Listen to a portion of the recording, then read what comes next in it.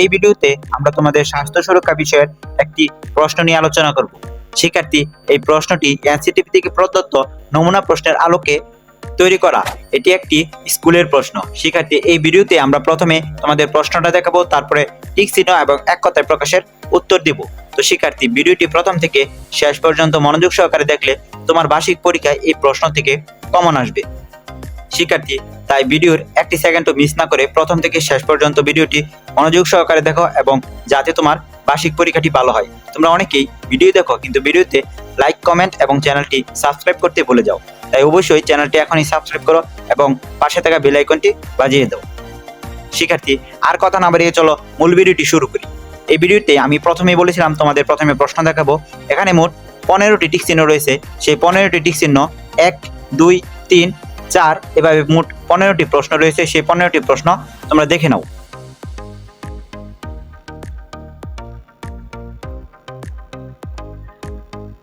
এই 15টি টিক চিহ্নের পরবর্তীতে এক কথায় প্রকাশ। এখানে মোট 10টি এক কথায় প্রকাশ রয়েছে। আমরা এই টিক চিহ্ন এবং এক কথায় প্রকাশের উত্তর ভিডিও শেষে দিব।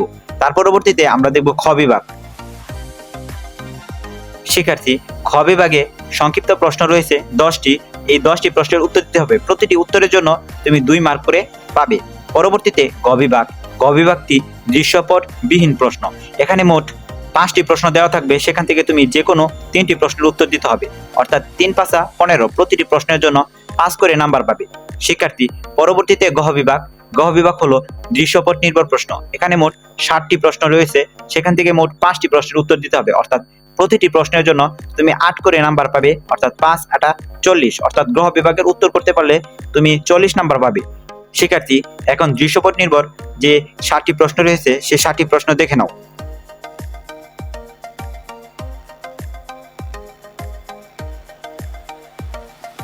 এখন আমরা এই প্রশ্নের বহু নির্বাচনী এবং এক কথায় প্রকাশের উত্তর দেখব। শিক্ষার্থী, সেই উত্তরগুলো হলো এটি, অর্থাৎ এখানে তোমাদের বহু নির্বাচনী প্রশ্নের উত্তর রয়েছে, তার পরবর্তীতে এক কথার উত্তর রয়েছে।